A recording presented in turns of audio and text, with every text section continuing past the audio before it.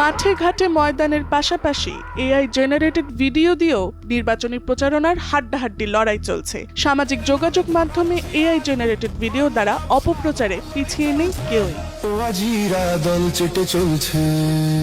কৃত্রিম চরিত্র গঠনের পাশাপাশি নির্বাচন কমিশনার এম নাসিরুদ্দিন, বিএনপির চেয়ারপারসন তারেক রহমান ও জামায়াত ইসলামীর ডক্টর শফিকুর রহমান সহ শীর্ষ নেতাদের জড়িয়ে প্রতিনিয়ত ভুয়া কন্টেন্ট তৈরি হচ্ছে।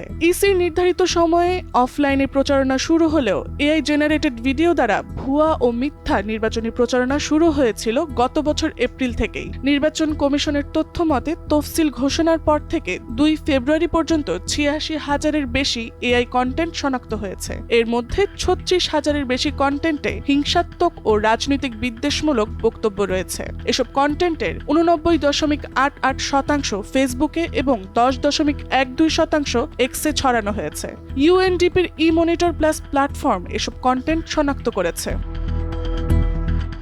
এসব পর্যবেক্ষণে দেখা গেছে বিএনপি সমর্থক এআই কন্টেন্ট পেজগুলো তুলনামূলকভাবে সংগঠিত নেটওয়ার্কের মতো কাজ করছে। এসব পেজের মধ্যে রয়েছে next insight network, next Bangladesh network, BNP info network, Moghbazar 2.0, Maududi তন্ত্র, ল্যাংটা Suleman, Bangladesh Jannati party, BJP, Bangladesh unity network, Banga viral ও জাতিস্বর। তারা একে অপরের কন্টেন্ট নিয়মিত শেয়ার, ট্যাগ ও মেনশন করেছে এবং একই ধরনের এআই চরিত্র ব্যবহার করে ভিডিও তৈরি করছে। এই নেটওয়ার্কের কিছু সংখ্যক অ্যাডমিনের লোকেশন বাংলাদেশ ছাড়াও সৌদি আরব ও ফ্রান্সে পাওয়া গেছে।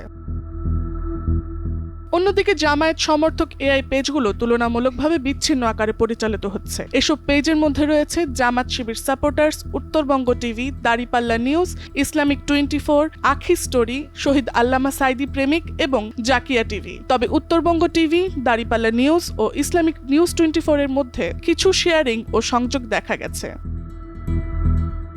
ইসি জানিয়েছে এসব অপতথ্য আইন শৃঙ্খলা বাহিনী, বিটিআরসি ও সিআইডি সহ সংশ্লিষ্টদের কাছে পাঠানো হচ্ছে এবং মেটার সঙ্গে বৈঠকও করা হয়েছে। নির্বাচন আচরণ বিধিমালা অনুযায়ী এআই দিয়ে গুজব ছড়ানো বা চরিত্র হনন দণ্ডনীয় অপরাধ। বিষয়টি নিয়ে উদ্বেগ জানিয়েছে বিএনপি ও জামায়াত ইসলামী। তারা দ্রুত পদক্ষেপ নিতে ইসির প্রতি আহ্বান জানিয়েছে। Tasnuva Sanjida, Times today.